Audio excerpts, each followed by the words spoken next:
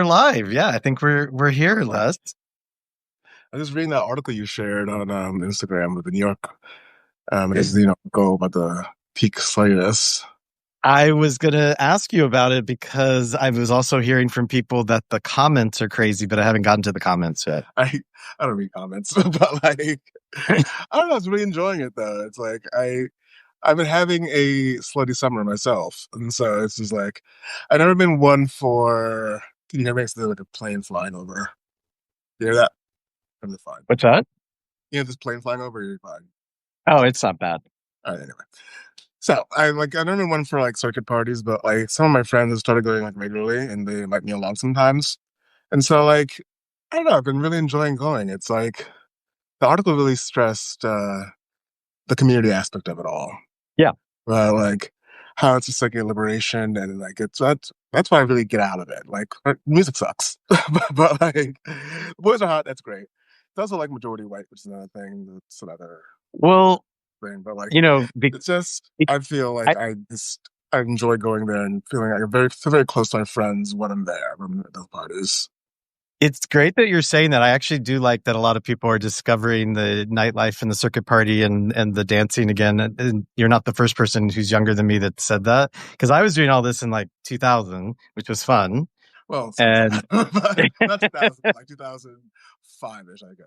yeah. That's what that No, was. 2005 in New York, I was definitely doing it, but I was also in Atlanta in 2000, and that's when I first did any of the stuff. I was curious though, did you notice in that New York Magazine story that the URL starts with GHB?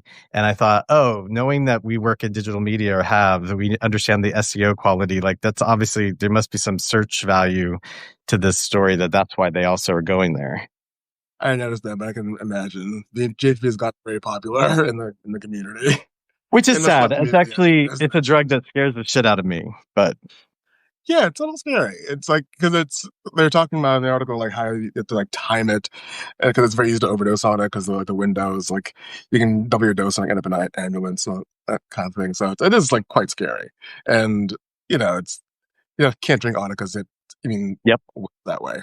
So you have to be very careful with that. And like when you're fucked up already, like being careful with your dosage, like it's hard. Well, I remember going to parties and you knew who was doing what because they would have Gatorade and they weren't drinking. And so it was pretty obvious. Well, for everybody who's joined us so far, thanks.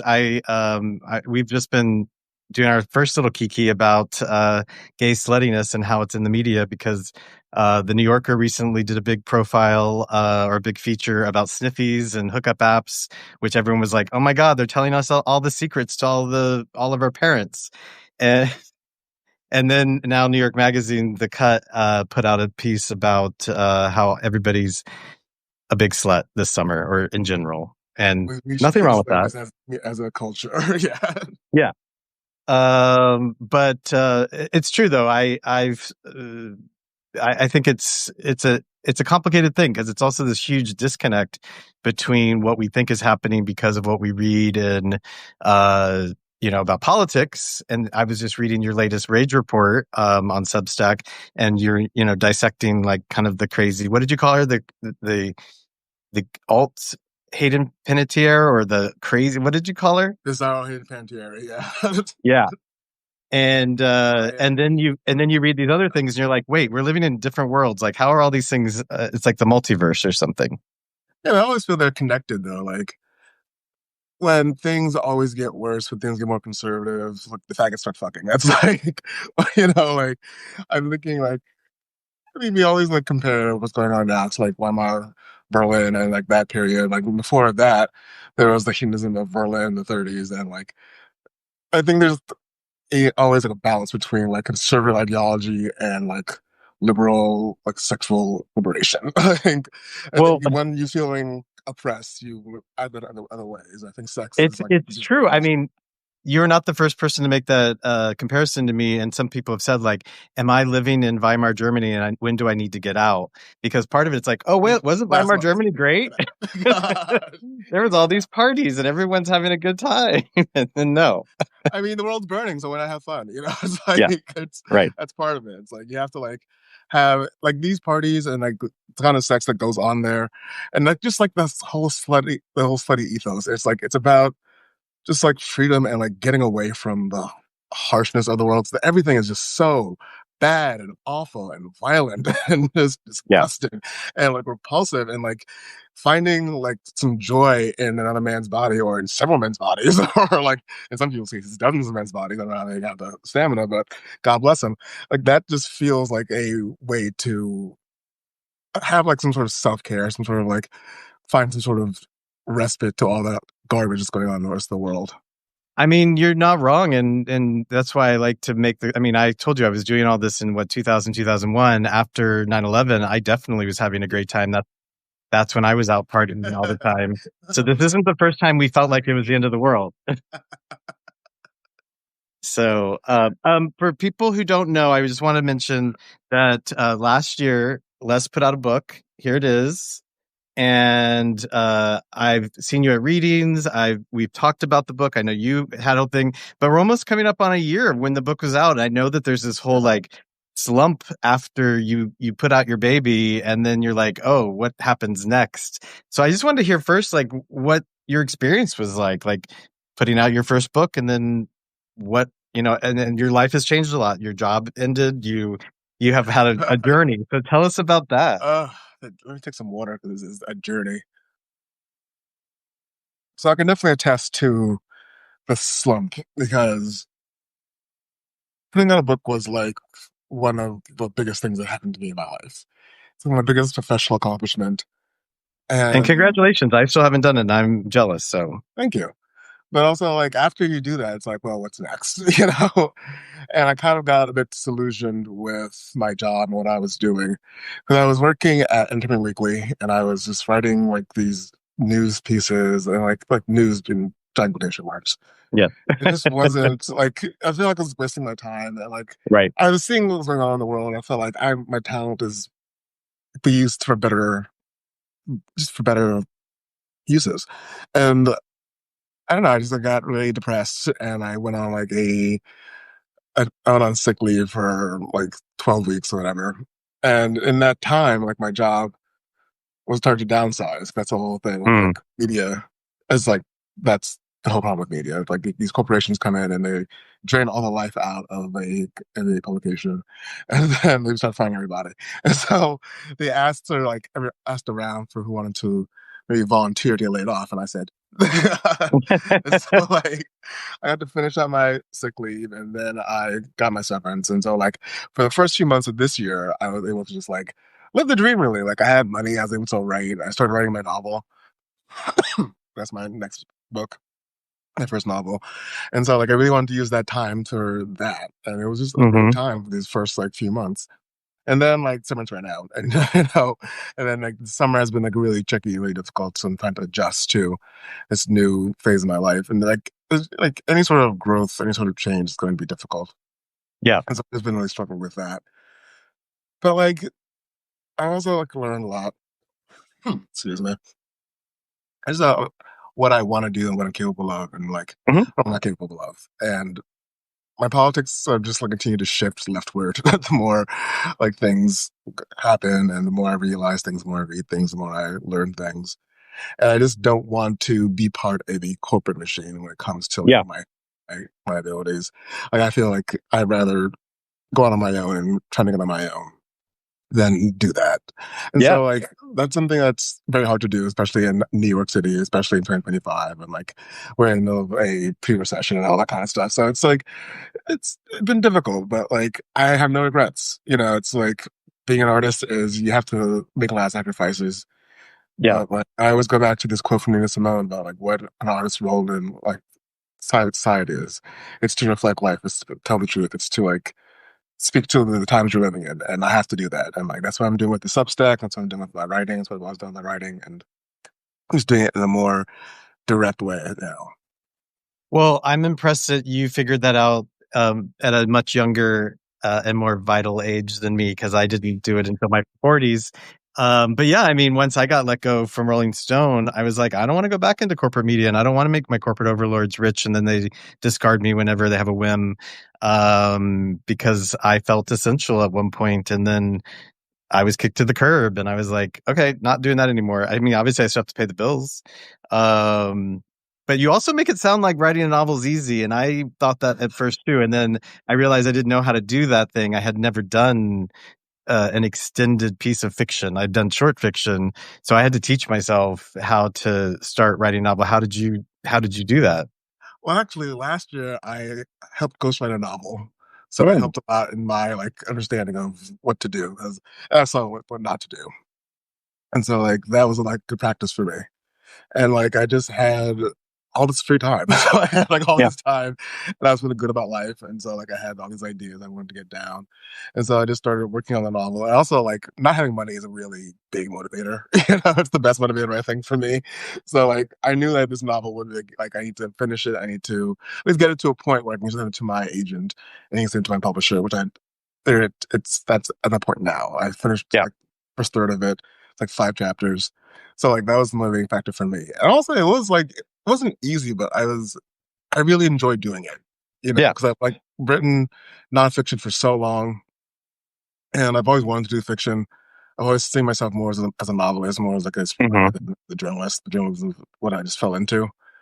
And so like I think because I just love reading and I love literature, like I've always had this idea of what novel writing would be.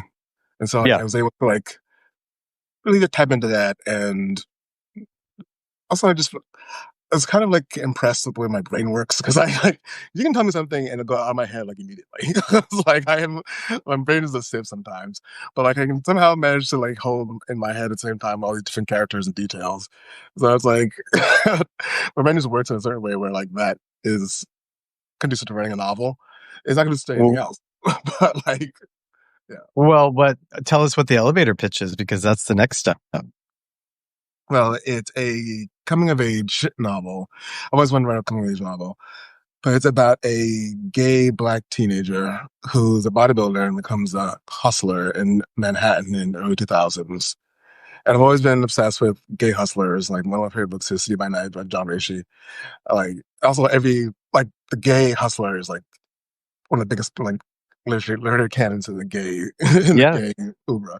So it's like I want to, but all those hustlers are white for the most Yeah. part, and like all those like coming of age stories are white. And so I was like, well, I love those stories.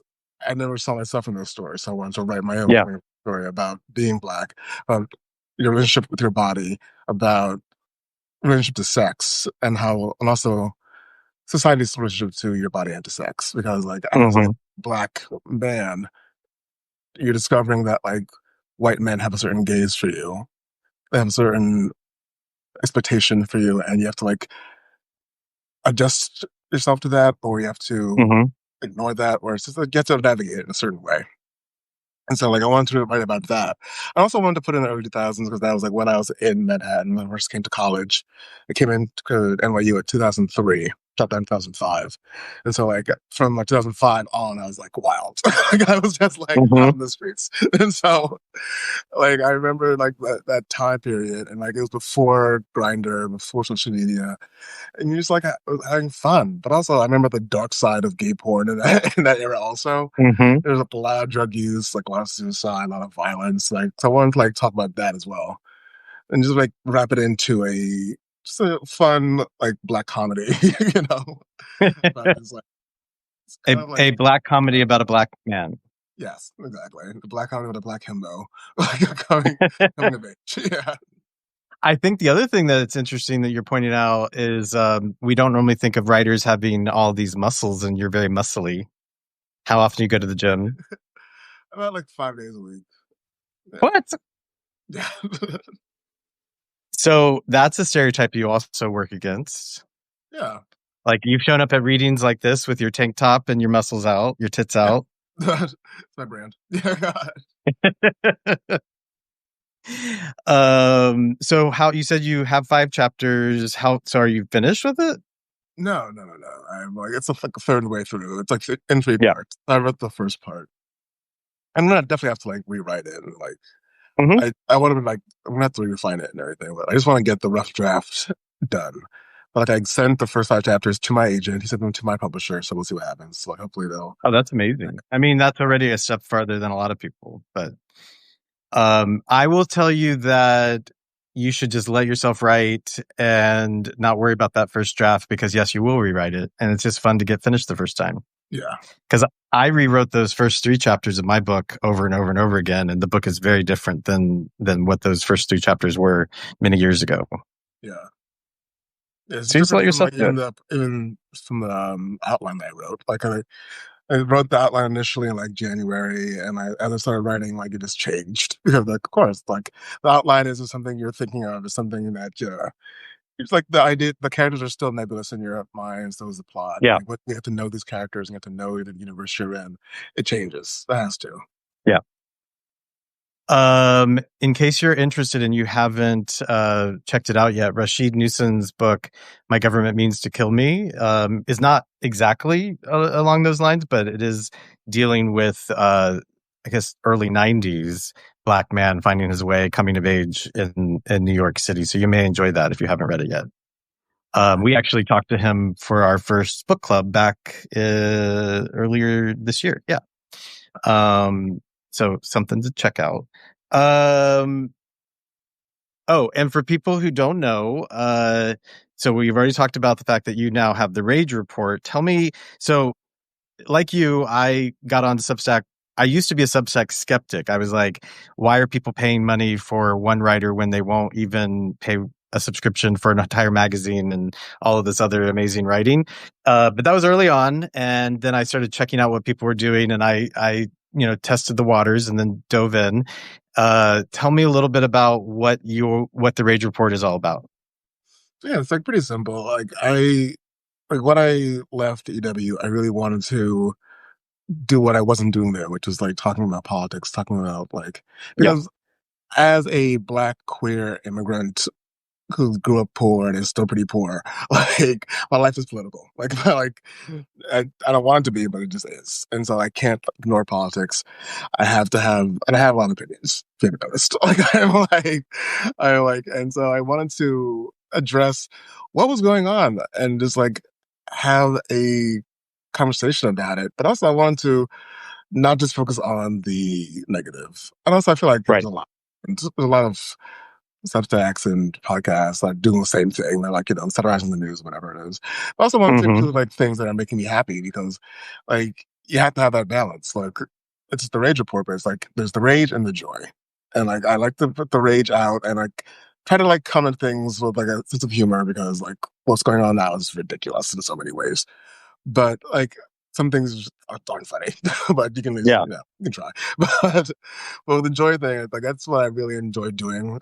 Like I'll try to get the rage part out the first half of the week, just so I can have the joy at the end. And that's just like Hmm. me talking about like pop culture shit, talking about gay shit, talking about things that are like that are giving me life this week. Like this week, one of the joys was the Cardi B's testimony. Yeah. It's like that is like when I saw that, I was like, this is what I need. Like showing up to court in multiple wigs, like cursing on the stand, like just being completely herself, and just like that that's counter programming. That is like Yeah. when you see like all this fucking audacity and like the audacity of this fucking administration, and you have like just this hood bitch just going in and just like just being herself. Like that is joy for me, you know. Well, I So know, it's and you said you're like, even if she were not talented, which she is, she would still be famous or should be because she is a personality. yeah, I'd watch her do anything. And I do. Like, her Instagram is great. I would watch her I'd watch her like read a book. Also, like I enjoy the fact that she's also very political. She Yeah, always chime in. She always has an opinion. She always like stands up for what's right, and that's really important. yeah. I feel like the other person that I believe, and maybe you'll disagree with me, but I think Megan Thee Stallion is similar in that way. That makes sense. Um, yeah. Uh, but Yes, I was just thinking what you said about Cardi and how wasn't it a year ago everyone was focused on Gwyneth's trial or her being on the Yeah, stand. That's a very different kind of thing. White girl which is versus also great in its own way. Like that sort of like passive white lady aggression is just like she does it better than anybody, honestly. Like, and at the end of the just saying, like bending down, I wish you well, and just walking out like bitch. yes, they understand the entertainment. Yeah, like give me more Um, celebrities on trial, but for like stupid shit, not like yeah, anything for serious stupid. or heavy. Because that's no, but like give me like Right. just the petty bullshit of celebrity, like criminality is a sweet spot. Well, I mean, that's what when I read what you're writing about, it does feel like you feel liberated from the constraints of when you're at Entertainment Weekly or even at Out Magazine, because we always had to be a little bit. Uh, we had certain restrictions, right? And so now you can go from talking about well, you wrote about the unfortunate shooting that just happened, and then you're writing about Tiana Taylor. Yeah, they all happened this week. They all happened like they all happened around this time, and it's like yeah, that shooting was like I wrote. It's like when I first heard about it, it was the same reaction that I usually get from these shootings. It's like a mix of Yeah, rage, despair, and resignation. But then like when the suspect turned out to be a trans woman, it's like, oh great. because now they're gonna use this as sort of evidence. But like it's so easy to see through that when like the majority of shooters are straight white men.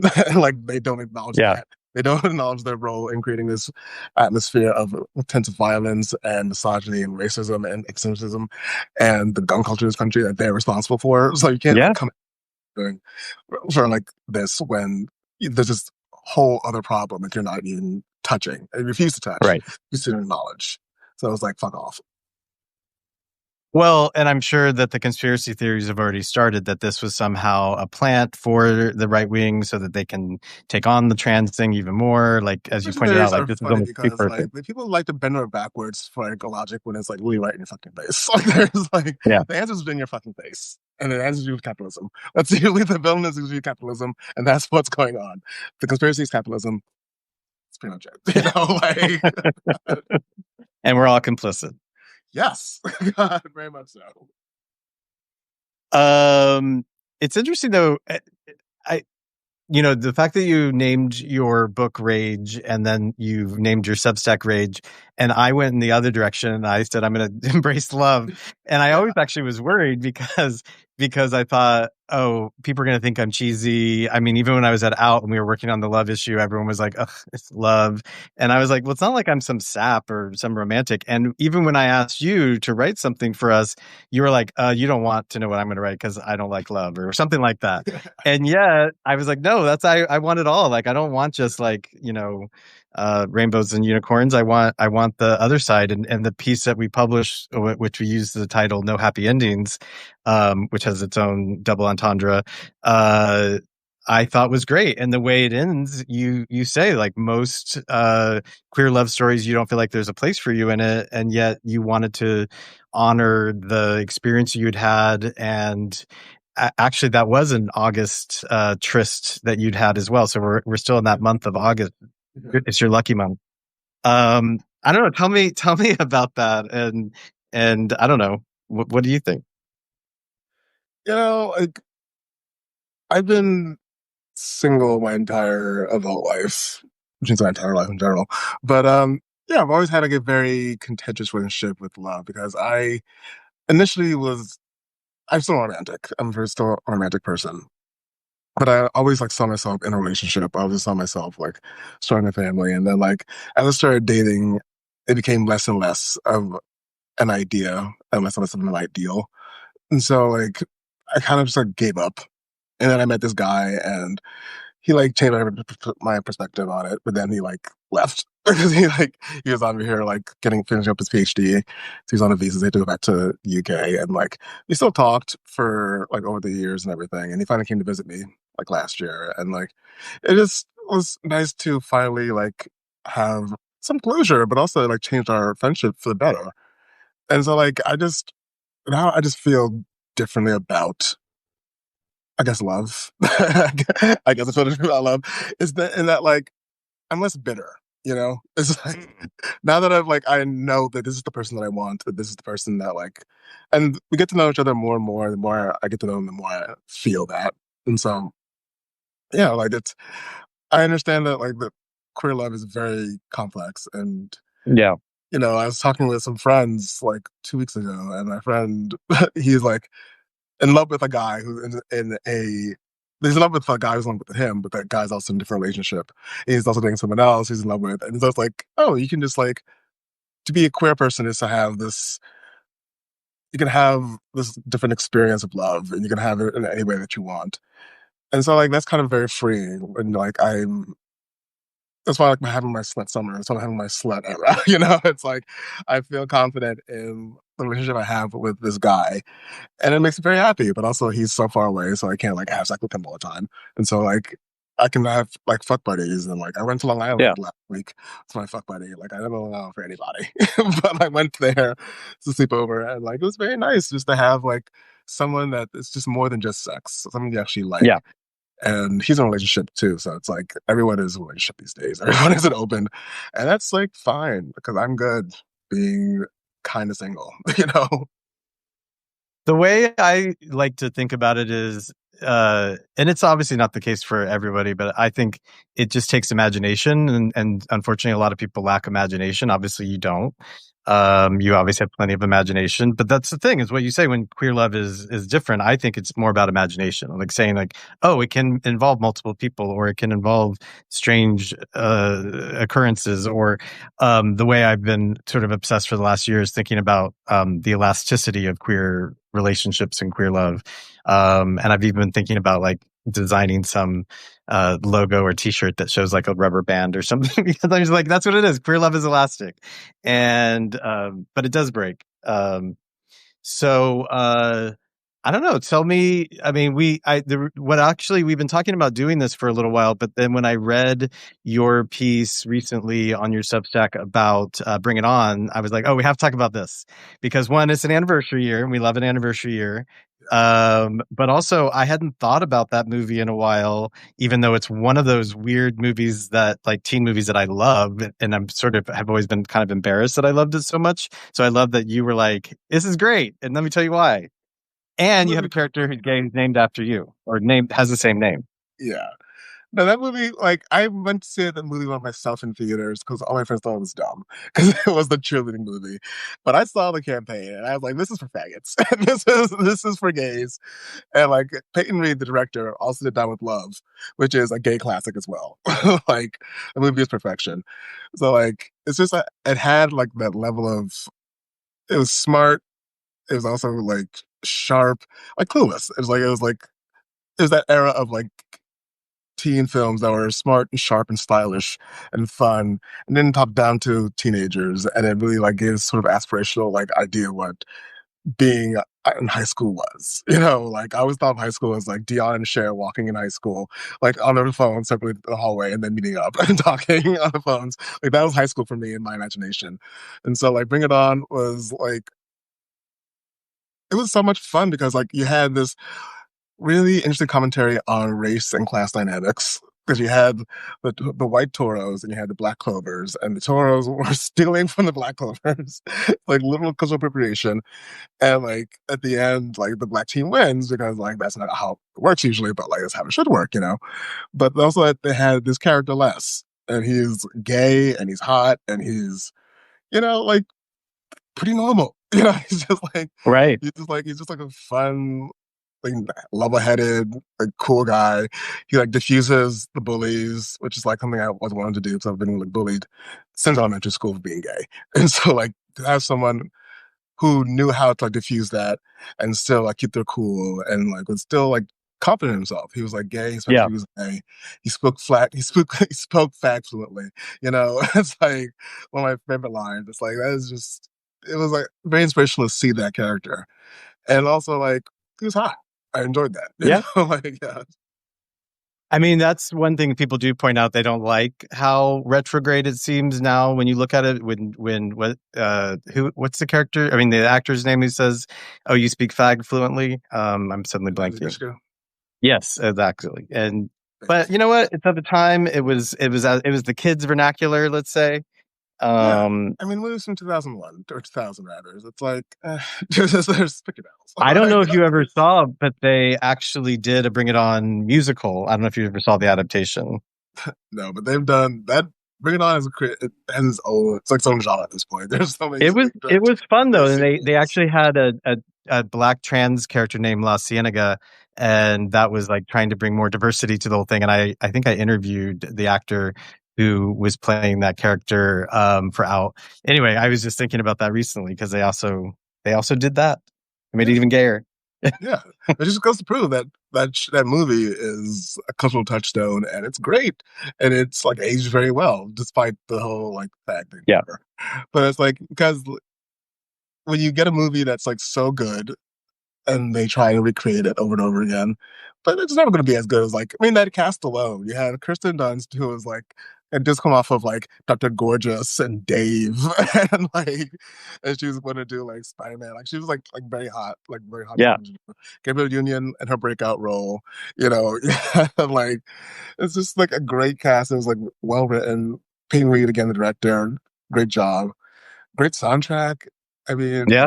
Eliza Dushku, like Faith from Buffy, like come on, we're having fun. Like, I actually remember the scene that I remember touched me in some weird way was when she's brushing her teeth with the guy, yeah, and I just thought it was the sweetest thing, and I was like, "This is such a it's sweet." very like screwball comedy. Like it's very like Yeah, Cary Grant, Irene Dunn, and Awful Truth. It's like a couple like in a mirror, like yeah, playing. Yeah, yeah. I It's don't. good. All right. So we've touched on people should be subscribing to the Rage Report. They should be obviously reading or listening to your memoir. We're going to be on the lookout for the novel, which hopefully both of us get our novels published soon. And what else? What else? Give us some joy. Mm. Oh, well, I can recommend everyone should watch Long Story Short on Netflix. It's Oh, it's the new show from Bob Westberg, who did oh, BoJack Horseman, and it's yeah. fantastic. It's it's a great cast as well. Paul Reiser, my homie, like Lisa Yeah, I Edelstein. need to tune in. I haven't watched that yet. I've been rewatching Girls, which I know there's its own thing, and I have to say it's really, really good now that we're so far away from it. But you might hate Girls because you also went to NYU. I did, and I do. I mean, I like the first season of Girls, but like Oh, it got first season is lost. amazing. Yeah, first season was fantastic, but like I started watching the second season and I was excited for it. And then like they had Don Glover on as a boyfriend for like one episode. And I was like, this feels very token the tokenism. And I was like, no, thank you. So I kind of He's stopped watching. the Black Republican. Yeah, it's Donald Glover. So he's so young. I know. Yeah, yeah. But yeah, I started watching Too Much on Netflix, the Newly Dunham show. My It gets friends better. loved it. I okay. I'm Get like, to the end. The beginning was really rough, but yeah, I think the payoff at the end, and also Will Sharp's just gorgeous. it is, yeah. And also Naomi Watts, great cameo. I'm Oh like my god, I got it. I watched it so again. good. It's like, yeah. That dinner, you've gotten to the dinner I episode. didn't understand. Yeah, I like that I episode. mean, every TV show has to have a Thanksgiving or a Christmas or a dinner episode because they're always my favorite. It's just so Yeah. much chaos. Always, always. And also, like, there was an article recently, and I wrote about this also on my Substack about like the use of cocaine in comedy now, because there's just so many like cocaine scenes. They had a great one in Hacks with Julianne Nichols. They had a great like joke and a great scene, like two episodes in the studio about it. And this episode where Larry was just blowing rails, it gets off the fucking off the rails. It's like cocaine has just been like shorthand for chaos in comedy sound. Maybe it's to go back to what we started talking about, like everybody being slutty and doing drugs, like we are in that Weimar era where now it's just like, okay, Yeah, yeah, let's do what you need to like, do. Self care. exactly. And like it's kind of the democratization of drugs and drug use and sluttiness, and it feels sort of like it's rebellious, no? It feels like, Yeah. okay, you're gonna try and take away my rights. You're gonna try and tell me what to do. You're gonna try and turn back the hands of time. Like, fuck you. I own my body. I own my future. Yeah. I own my life. And I can do whatever the fuck I want with it. And so I feel like, why not? And with that, Les, we will say thanks for everybody for joining us. And well, hopefully we'll talk and do this again soon. Yeah, it was fun. All right. See ya. Bye.